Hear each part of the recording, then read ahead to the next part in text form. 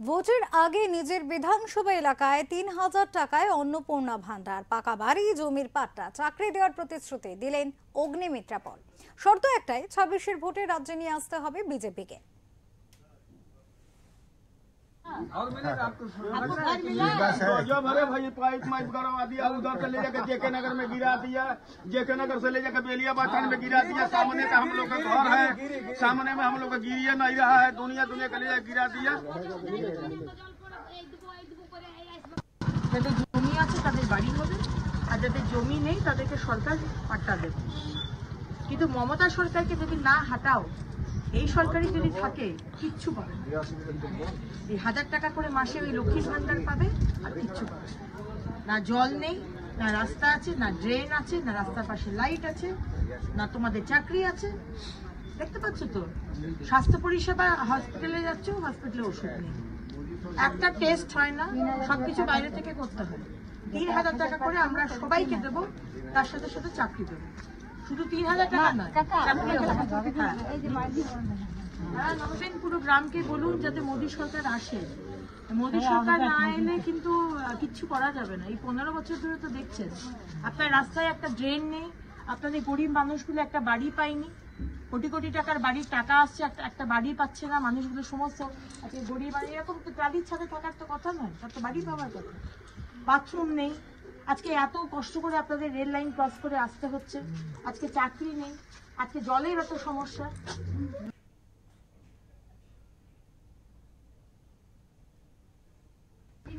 এই ঘটনার সমালোচনা করা হয়েছে তৃণমূলের পক্ষ থেকে মেয়র তথা বিধায়ক বিধান উপাধ্যায় বলেন, বিজেপির এক একজন এক এক রকম কথা বলছেন। কেউ বলছেন দান খয়রাতি দেওয়া হচ্ছে, এখন নিজেরাই লক্ষ্মী ভান্ডারের নাম বদলে টাকা বাড়িয়ে নাম দিয়ে প্রচার করছেন।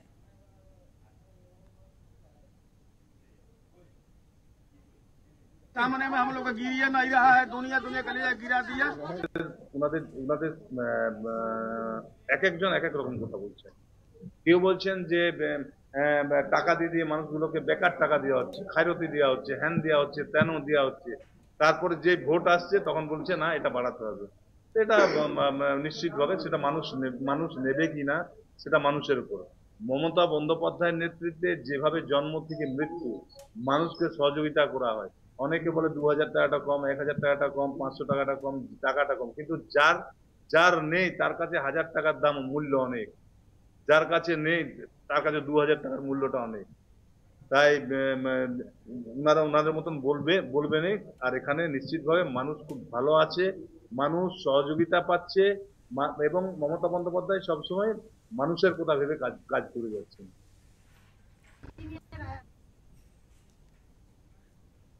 এই মুহূর্তে আমাদের সাথে রয়েছেন আমাদের প্রতিনিধি জয়ন্ত সাহা। কথা বলবো জয়ন্তর সাথে, জানার চেষ্টা করবো জয়ন্ত থেকে। জয়ন্ত, প্রথমেই যে প্রশ্ন তুলবো, যেখানে বিজেপির তরফ থেকে বারবার বলা হয় লক্ষ্মীর ভান্ডারকে দান খয়রাতি করা হচ্ছে এবং লক্ষ্মীর ভান্ডারের বিরুদ্ধে একেবারে অনেক রকম কথা উঠে আসে, সেখানে এবার তারাই অন্নপূর্ণা ভান্ডার নাম দিয়ে ৩,০০০ টাকার গল্প শোনাচ্ছেন মানুষকে, কি বলবে? দেখো, প্রথম জানিয়ে দেখি, আসানসোল দক্ষিণ বিধানসভার বিধায়ক অগ্নিমিত্রা পাল নিজস্ব কর্মসূচি থাকে, এলাকায় তিনি যান, তিনি সাধারণ মানুষের সঙ্গে সংযোগ বাড়ান। কিন্তু সেখানে যে পুরোপুরি ক্যামেরার সামনে উনি যেটা বলেছেন যে আমাদের মোদী সরকার আসলে আমরা এখানে অন্নপূর্ণা ভান্ডার ৩,০০০ টাকা করে দেবো, বাড়ি বানিয়ে দেবো, চাকরি বানিয়ে করে দেবো, বিভিন্ন প্রকল্পের কথা উনি তুলে ধরেছেন। সেই নিয়ে রাজনীতি চর্চা শুরু হয়েছে।